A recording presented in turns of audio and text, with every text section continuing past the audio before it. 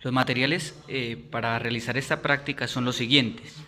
Tenemos dos fuentes de corriente continua, tenemos un solenoide, tenemos una espira rectangular y tenemos hilos de diferentes longitudes.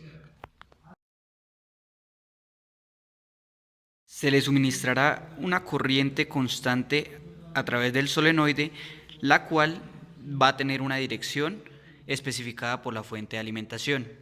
Esa corriente va a tener el valor aproximadamente de 3,41 amperes, registrada en la tabla 1, donde dice corriente en el solenoide. Las características del solenoide, que son el número de espiras en el solenoide y la longitud del solenoide, se encuentran en la guía de laboratorio en la tabla de materiales. La permeabilidad magnética del espacio libre es una constante que va a ser consultada previamente en el preinforme.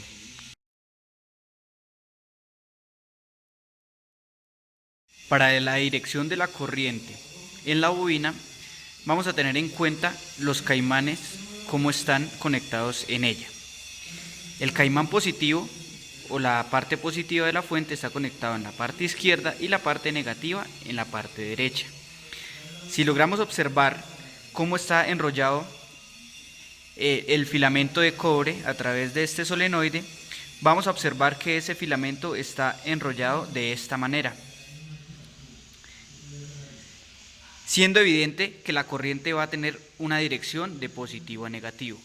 Siguiendo con esto y analizando la ley de la mano derecha, observamos que si la corriente va a tener esta dirección, el campo magnético en el interior del solenoide va a estar dirigido en este sentido.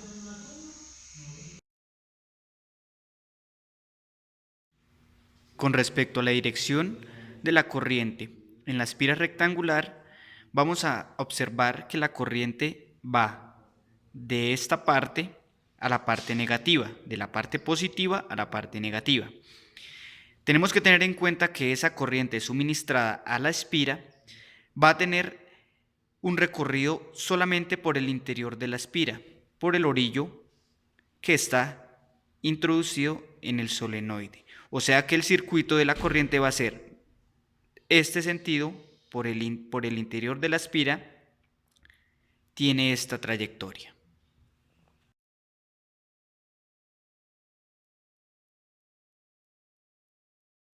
Elegimos 3 hilos de diferente longitud, donde un hilo de 10 centímetros tiene una masa de 0,23 gramos y el ancho de la espira, que es el ancho de esta espira, va a tener un valor de 0,028 metros.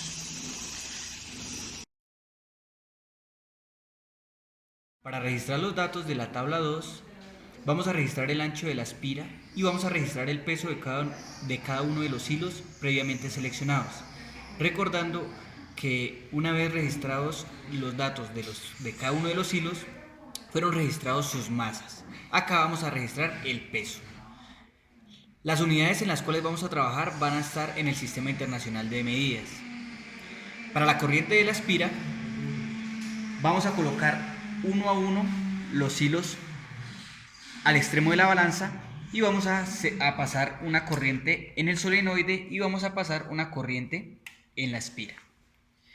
Vamos a aumentar el valor de la corriente en la espira de modo tal que va a existir una fuerza magnética que va a estabilizar la balanza. Una vez estabilizada esta espira, vamos a registrar el valor que estabiliza la espira. En el hilo 2 hacemos el mismo procedimiento. Vemos que de nuevo se desestabiliza la espira y vamos a aumentar el valor de corriente de modo tal que existe una fuerza magnética que estabiliza la espira. Una vez estabilizada la espira, vamos a registrar el valor de la corriente que estabiliza la misma.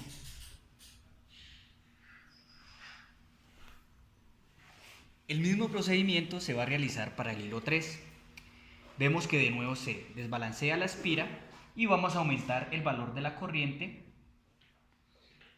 De nuevo existe una acción de fuerza magnética, aumentamos corriente. Una vez estabilizada la espira, anotamos el valor que estabiliza la espira. Esas corrientes Las vamos a registrar en la tabla 2 como corriente de la espira IE.